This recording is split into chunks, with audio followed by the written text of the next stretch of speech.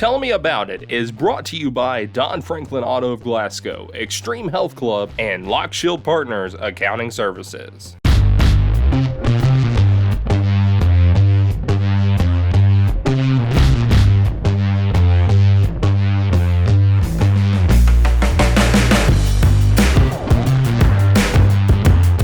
Welcome to Tell Me About It.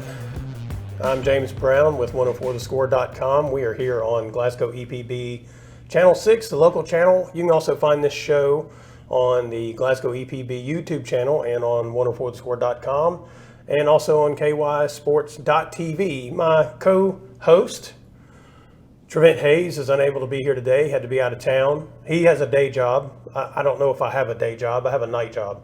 So, I'm here to tell you guys about some recent baseball and softball results in this opening segment.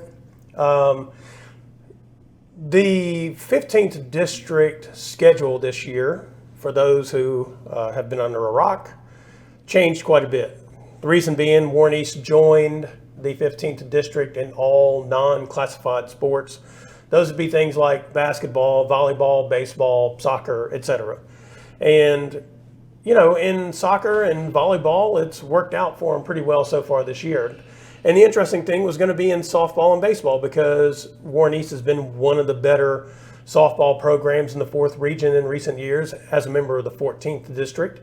They've been 1 or 2 in the region probably for the last decade. Them, South Warren, have been at the top. And so, that changed the dynamic on the softball side. And then on the baseball side, Warren East has a historically strong program in baseball, and they have a team I think they have 9 seniors this year. They've been looking for this team coming for several years now, the last couple of years since these guys were sophomores. And so that basically meant when they entered the 15th District in baseball and softball, a lot of folks just wrote them in as the winner not to be named later. Games on the field may not matter. They're just going to roll. Ain't the way it's worked out, folks. Let me tell you that. So we'll start with the baseball side. We had an interesting turn of events. The first week, also on the baseball side, they changed how they play the district schedule. So historically, in the 15th District, you would play, each district opponent twice, but you would play them on some set of random dates, seemingly, in the course of a season. This year in baseball, what they did is they're playing back-to-back days for their district games. So in the first round of the matchups, Glasgow played Allen County. That was last week.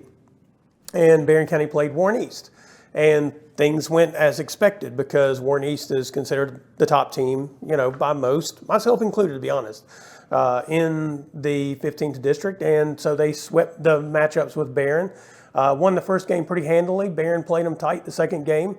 And then Glasgow beat Allen County Central pretty handily. Won the first game going away. Second game was closer this week. So we switch it around. Barron County's playing Allen County and Glasgow's playing Warren East. And things did not go to chalk, so to speak.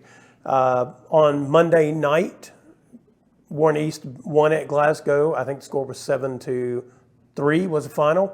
But turn around on Tuesday, Glasgow went over to Warren East and beat them 3-1 behind the pitching of Braden Emmett. Some timely hitting from a couple of guys, especially Connor Davis and Cam Nolly, and I think Zach Poor had a good hit as well.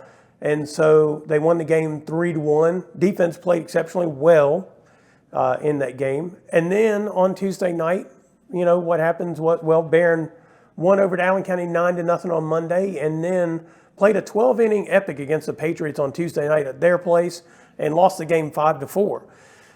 So that sets up an interesting week next week for our 2 local teams when Glasgow and Barron County play each other, because they will play at Glasgow on Monday, and they'll play at Barron on Tuesday. And Glasgow's in the position, if they were to sweep Barron, they have a shot at the 1 seed in the district tournament. And then Allen County kind of winds up in a position where if they can win a game from Allen County, they might also skew the expected outcome for the matchups for the district tournament. And, that makes life a lot more interesting than I thought it was going to be, I'll be honest with you, because coming into this week, I figured what we were going to wind up with was Warren East and Allen County playing each other in the first round of the district tournament, and Glasgow and Barron playing that do or die game in the first round of the district tournament at Barron County. So, makes life more interesting. And I think out of these last couple of weeks, one thing we've learned about, we'll start with Glasgow, is that they have a number one pitcher, and his name is Braden Emmett. He was on the mound. He gave up 5 hits. I think was the number. I think he had only a couple of strikeouts. Gave up 6 walks, I think it was. But basically, he pitched well enough that Warren East could not slug the ball as they did on Monday night. And that gave the Scotties a chance to win that game. And we've learned, I think, that Barron County has a number one pitcher. I think it's Joey Myers. He pitched that first game on Monday against Allen County Scottsville, shut him out. Defense played well. He pitched well in that game. They put up enough runs. And so that means whenever Glasgow and Barron County play next week, I don't know how the pitching rotation works out for each coach, meaning I don't know when Joey Myers is scheduled to pitch again later this week. I don't know when Braden Emmett's scheduled to pitch again. But I imagine they will each pitch at least a game next week on the Monday-Tuesday doubleheader, double-dayer. Maybe that's what it's called. I don't know. Back-to-backer, whatever you want to call it. So they will pitch. The question is, will they pitch the games when they against each other, or will they pitch alternating days? And so, life got a lot more interesting than I expected it to be, and that's great. It's great to see that both Barron and Glasgow, they can win some games maybe unexpectedly, and they also have lost some games unexpectedly. So I guess that's the best we can ask for. If you're a fan of one of the teams, the best you can ask for is for them to be undefeated. But that just generally doesn't happen. Let's flip over to softball real quick, talking about that. Barron County Trojanettes are almost undefeated. They are, I think, 17-1 now. Won their last 2 games in dominant fashion, beat Clinton 10-run ruled, Clinton County 10-run ruled, Russell County. They will play an interesting schedule over the weekend. On Saturday, they're going to play, the games are going to be played in Scott County, even though it's the Lexington Lafayette round robin of sorts. And they're going to play DuPont Manual, and they'll play Breathitt County. They've played a couple of out-of-region teams like Hancock County, Butler County, that have been good matchups. But this will be a different kind of setup for them, playing the schools way outside the 4th region. And DuPont Manual usually is pretty good, and so it'll be a couple of good games for them on Saturday. Meanwhile, the Lady-Scotties have gotten on a 4-game win streak. One of them was a dramatic win Monday night against Bowling Green. They were down the whole game. I think it was Sydney Kuykendall had maybe a double it was in the bottom of the 7th, I think it was. Yes, it was a walk-off in the bottom of the 7th. And they came back and won that game 6-5. Kind of rounding the corner, playing a lot better lately. One of the things, they had a play last week against Edmonson County, a home plate play. That's not been the kind of play they've made in recently with this young team they have. Big play at home plate, erased a run that allowed them to hold on and beat Edmonson County 8-3. And then, which was also impressive because I believe it was Tuesday night, Edmonson County beat Butler County. I think it was 12-0. So that turns out to be an even more impressive win as you look at it. Not just that they beat Edmonson County, but also how they made some plays in the game to win it, got some timely hits, and then they come back and play Bowling Green and get a big play at the end to win that one too. So, Barron has been playing well all season, but Glasgow's played better of late. And, we're closing in. We've got about 3 weeks left, a little more than 3 weeks left in the season. The district tournaments will coming up. We already know, because one of the things that did happen in the 15th district in softball is that Warren East beat Allen County on Tuesday night. And that means Barron County, which has not lost a game in the district, they only have 1 game left. That's against Allen County. That sets Allen County up with 2 losses. So we know what the seeding of the 15th district softball tournament will be. Barron will be the 1 seed. Glasgow will be the 4 seed. Warren East and Allen County Scottsville will play the 2-3 game. Going back to the beginning of this particular segment, sometimes once the games get started, what happens is the unexpected happens. You can expect a team to be the best team in the district, and they might be on most nights, but not every night, and that means everybody still has a chance to win. All right, this is Tell Me About It on Glasgow EPB Channel 6, the local channel. We'll be right back.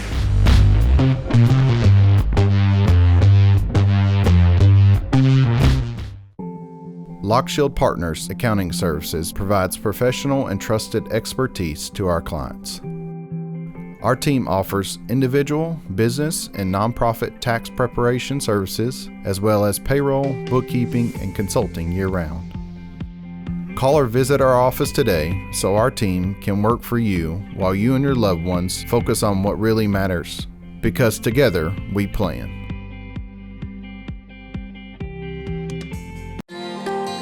At Don Franklin, we're more than a group of car dealerships. We're hardworking, everyday people of Kentucky. We strive daily to give 110% to our customers, our employees, and our families. We are committed to providing everyone with a safe and reliable vehicle, and we continue our tradition of supporting our local communities. At all 24 dealerships across Kentucky, we will treat you like family. Don Franklin Family of Dealerships, we are Kentucky. Extreme Fitness has doubled in size, now with over 8,000 square feet of co-ed weights and an upgraded 90-degree saline therapy pool. The Extreme Fitness campus also holds the exclusive Extreme Fitness for Women complex and Extreme Blend smoothie bar. You have to experience the variety of classes to realize the impact they have on their clients. Personal training is with the best in the business and is available and tailored to fit individuals. So start your journey today at Extreme Fitness and Health Club.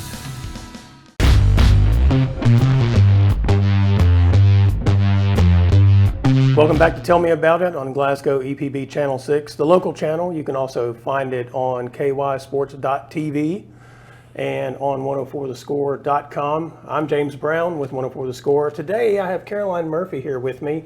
For those who have been on a rock for the last year, she's a defending high jump state champion in Class 2A. You cleared 5.6 at the state meet, and I think that was your height of the season last season, right? So she's back here. That was her junior year. She's back here for her senior year to try to defend her state title, and she's also signed to compete in track at Murray State University in the state of Kentucky, so going to stay home-ish for her college career. Let's start with that, Caroline, because I don't know much about Murray State's track program, and when you signed, I asked you some questions about that particular part, so I just kind of want to expand on that a little bit. What was it about Murray State that you visited or inspired you that's where you wanted to continue your career? I visited kind of a lot of schools just to like get a feel of like kind of what I wanted, kind of what I didn't want, and to get down to it, I didn't want a huge school, like a huge campus where I was going to get lost. Yeah. And then I also wanted coaches that I knew were going to support me and like not going to get like too controlling over the little things, and if I mess up, it's not the end of the world. And I don't know, like I was on the fence a little bit about Murray State, but I visited again. I roomed with a girl who was on the track team, and she just really sold it for me, and I just felt right at home, and I just knew, and like it had always been my goal for Murray State. But I mean, it's a big commitment because like I've never moved anywhere before. Yeah. I've never even moved houses, and I'll be going 2.5 hours away. So it was just like a big adjustment for me. So I was just nervous, but being there, being with the team, it just felt right. Now, you recently went to your orientation there. I mean, I'm guessing that's part of it is orientation to get oriented to the school, but I'm going to guess a large part of that is also getting oriented to the track program and maybe spending a little more time with the people that you're going to be around once you go to school. Yeah, I got to meet actually a lot of people that would be like in my classes because I want to be a business major. So I got to meet girls that I'll have classes with, get to know a little bit better, and like, I mean, scheduling classes is always difficult because I only had like so much time because then we have afternoon practice, we have morning practice on Fridays. Yeah. So trying to get that schedule is kind of hectic, but. Well, I think that sometimes people just don't realize, I mean, you're going to compete in college, and at a college like Murray State, it's not a giant school, but it's a competitive school in just about every sport that you can think of. And that's a lot of commitment. I mean, when you were looking for a college, I mean, did that also kind of register you with what kind of commitment college athletics is? Yeah, I mean, I definitely wanted somebody that was going to like push me and like have other athletes that were going to push me to do better. And Murray State has quite a few high jumpers that are already hitting really good marks, and I don't know, I just feel like I could learn something from them, and I feel like I've learned a lot through like high jumping, but I know I can learn more and do better once I get to college. Right now, as you're closing in at the end of your senior season, trying to defend your state title, what are some things that you think you're trying to work on to improve your height? Well, I've actually focused a little bit more on hurdles this year because, I don't know, it's just something like hurdles is also very important to me, but high jump I've just been trying to, my form has actually gotten a lot better from last year. I've been working on that a lot, but my approach to the bar is not as good as I would like it to be still. So I'm just really trying to get 5'6" and hope for higher heights when I get to state and just pray that it's in God's hands that I win again. When you talk about your approach not being what you want it to be, what do you mean by that? So when you approach the bar, it's like a straight and then a turn. Mm-hmm. So in that turn, sometimes you lean out and then jump up. So I don't lean enough sometimes, and I go into the bar instead of jumping up. Oh, I see. So you're trying to get that little bit of a curl, so that when you go up, you're actually getting a better curl over the bar. Exactly. Okay. Yeah, people see that all the time, and they probably wonder, how do you even think about trying to do that? Yeah, it's a bunch of little things, and if that one little thing goes wrong, you hit the bar and it falls. Yeah. You mentioned the hurdles. Really, you before last year, I think probably your sophomore year, it looked like hurdles was going to be the event that you were going to be best at. Yeah, so I had always wanted to run hurdles because of my grandfather. He was a hurdle state champ when he was in high school. So that was the main reason. David Honeycutt, is that correct? Danny Honeycutt, yeah. Danny, sorry. No, you're good. Yeah, he's the reason I wanted to do track in the first place. And without him, I definitely would have never tried it. I probably would have stuck with like softball or something. But I don't know, it's just it came so naturally to me. And I guess because of him, but I loved it the second I tried it. So I started hurdles, and then eventually I kept watching videos of high jump, and I was like, hey, I want to try that. And then those came like my events and sticking with it. So how old were you think, whenever you found out your grandfather was a state champion hurdler at high school? I want to say like 5th grade. I was in elementary school, because when I was in elementary school, my PE teacher would set up like tiny hurdles, and I would jump over them. And I was like, Mom, I really like this. And she said, did you know your grandpa? I was like, what? I said, hey, no way. And that'd be your mom's father, right? Yes. Yes. So that kind of brings me to an interesting juxtaposition there for you, because your dad was a baseball player and coached softball twice at Glasgow. Your sister played softball all the way through. So can you remember the day that you told your dad, Stephen Murphy, I think I'd rather do track than play softball? Gosh, he always said he would support me, whatever I decided to do. But I know just a little piece of him was a little upset because, softball is just sort of I did softball. It was like a rite of passage in our family because my cousin did it, my dad, my sister was all baseball, softball. But it was boring to me. I didn't really see the point in it. Yeah. I don't blame you. I've told people on this show before that I'm not really a fan of baseball. I don't really like the sport. I appreciate and respect all sports. Oh yeah, of course. And the skills that it takes and that kind of stuff. But I've played basketball and soccer and those kinds of sports growing up that are faster paced, and you run a lot. And you watch a lot in those other sports. Yeah. So was that it? You're kind of like, I don't really like watching. Yeah, well, it was like 12U or something, maybe 14U, and I was just sitting a lot. Everybody was getting walked, and I was like, this is so boring. What is the point? And so his response was, it gets faster paced. You just have to hold on. I was like, what is the point in waiting if it's gonna? So at what point did you mentioned in the 5th grade, you started doing the little hurdles in the gym and that kind of thing and found out about your granddad. But at what point did you make that transition where you're like, all right, I'm really going to focus on track and it's going to be the thing I do? Well, in 7th grade, I started hurdles, joined the 4x1 team, stuff like that. And we made it to state in the 4x1 that year. But I was just like, wow, this is different, because I ran cross country. And I was like, this is so much different from cross country. Like, I'm so much better at this. I like this so much more. And I think, after my sophomore year, I was like, this is it. I need to start taking this more seriously if I want a scholarship, if I want to pursue this. And then I just started, really getting it my junior year. And then colleges started contacting me. And I was like, okay, yeah, this is real. I want to do this. I want this to be my future. I want to go to college for this. And it wasn't really until high school that I wanted to do anything for it. But yeah, because as I recall, I think you still played basketball maybe as a freshman, maybe sophomore year. I don't remember. Yeah, my sophomore year, I still had 4 sports I was playing. Yeah. And then I knocked it down to 2. And then I was just like, yeah, I don't really see the point in all these others if it's track. Yeah. So this season's gone pretty well for you. I think the Greenwood results, I hadn't had a chance to look at those, the ones from, I think it was Saturday, Yeah. But your first 4 meets, I think every event that you were in, you won.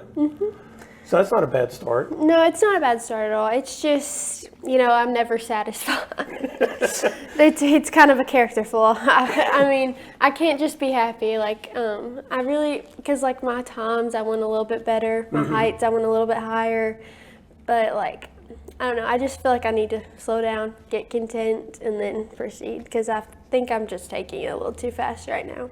I mentioned the events, so that's the high jump. You'd won all those that you had competed in through the first 4 meets.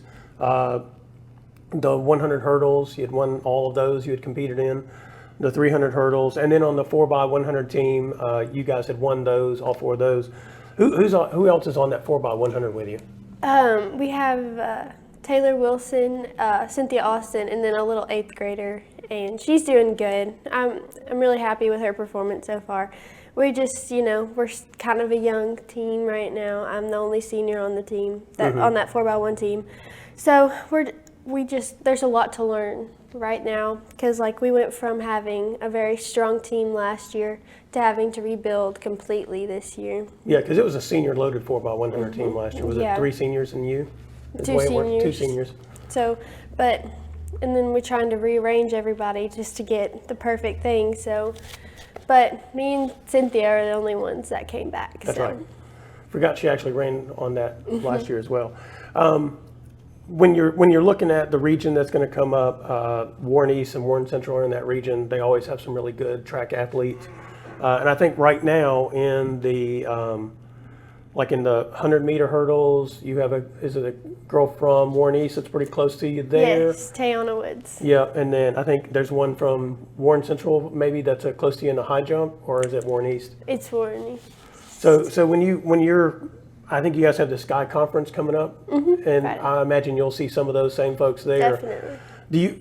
For that particular meet, that's on Friday, I think it is. So in that particular meet, do you get more geared up knowing you're going to see some of the better competition? I definitely perform better when I have strong competition. So it's just difficult in those smaller meets to get up the adrenaline I need to jump higher or to run faster. So I just always do better in bigger meets, and I just kind of wish we had more bigger meets just because of the fact that I always perform better. Especially when I have Tayana or the girl from Warren East. It's just... Yeah.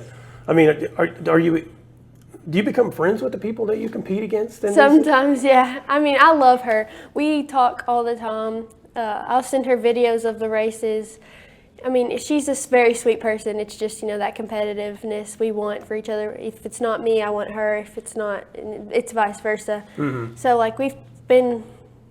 friends, I guess, since sophomore year, because we've gone back and forth. I'll beat her, she'll beat me, and yeah. So when is the region? I want to say May 23rd. Yeah, it's about a month away, right that. there.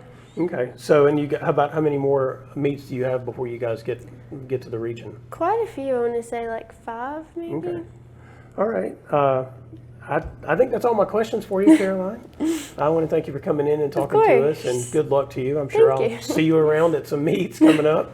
And always tell your dad he did the right thing by supporting you. And Of course. he was out there working the high jump the other day. He was out there working the high jump. He didn't know what was going on, but It's a real gamer of him. All right, this has been Caroline Murphy with us here on Tell Me About It on Glasgow EPB Channel 6, the local channel. She's a senior at Glasgow High School, defending state champion in the high jump, Class 2A, and has done real well in all 4 of the events that she competes in so far this year. We'll be right back.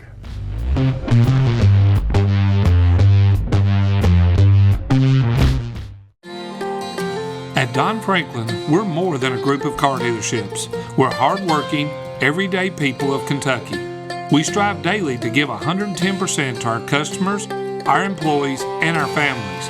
We are committed to providing everyone with a safe and reliable vehicle, and we continue our tradition of supporting our local communities.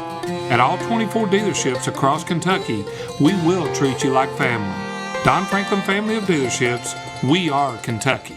Extreme Fitness has doubled in size, now with over 8,000 square feet of co-ed weights and an upgraded 90-degree sailing therapy pool. The Extreme Fitness campus also holds the exclusive Extreme Fitness for Women complex and Extreme Blend smoothie bar. You have to experience the variety of classes to realize the impact they have on their clients. Personal training is with the best in the business and is available and tailored to fit individuals. So start your journey today at Extreme Fitness and Health Club. Lockshield Partners Accounting Services provides professional and trusted expertise to our clients. Our team offers individual, business, and nonprofit tax preparation services, as well as payroll, bookkeeping, and consulting year-round. Call or visit our office today so our team can work for you while you and your loved ones focus on what really matters, because together we plan.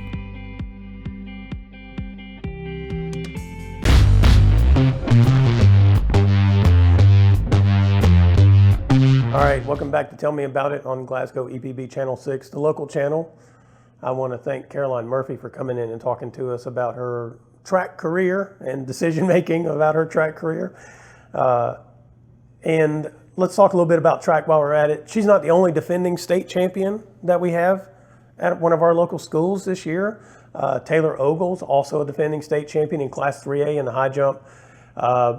He's got a good chance to repeat. I know he has some pretty tight competition in that Class 3A level. I believe there's a guy from North Hardin who's got some pretty good height. And right there with him, I don't know that they've been in a meet together yet this season. They got in a couple last season, and Taylor beat him in the region and then won the state last year. So, and look, when you look at that 3A and you talk about some of the schools that are in that 3A group, you always have North Hardin that you have to contend with. They're great at track every year. You'll have some folks from places like Mayo and Trinity St. X, those schools that are the usual suspects in every sport. They'll have people that'll show up. But yeah, Taylor's right there with his height again this year, so he's got a good chance to repeat. And then right now, Barron County has a couple of other runners on the girls' side. Chesney McPherson, she's not running a local race yet. She's really a cross-country runner. She's a distance runner, and so, that's just 3.2, the 5K, 3.2 miles. And so your longest event in high school track is the 2 mile, the 3,200 meter race. So she's been running like in things like the Eastern Relays and running basically miles and that kind of thing, maybe some shorter races, probably trying to build up her speed, especially closing speed on the distances. And then, of course, Gracie Reed. Chesney's a junior. Gracie Reed's a freshman. She's runs a mile, that kind of thing, has run really well so far this year.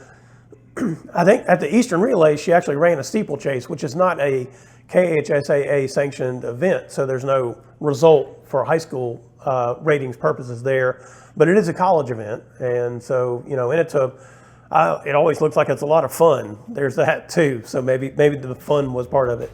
And then I think maybe in back to Glasgow on the girls' side in the 100-meter dash, you have Cynthia Austin, who's doing pretty well. Javon Clark set the Glasgow school record in the triple jump earlier, and Lucas Christian in I think it was the 110 hurdles earlier. So track season, like I said, got about a month left until the region, and we'll be closing out. But we got some great athletes in the area, so go check them out. This has been Tell Me About It on Glasgow EPB Channel 6, the local channel. I'm James Brown, 104thescore.com. For my partner Trevent Hayes at kysports.tv. Thank you for joining us again this week.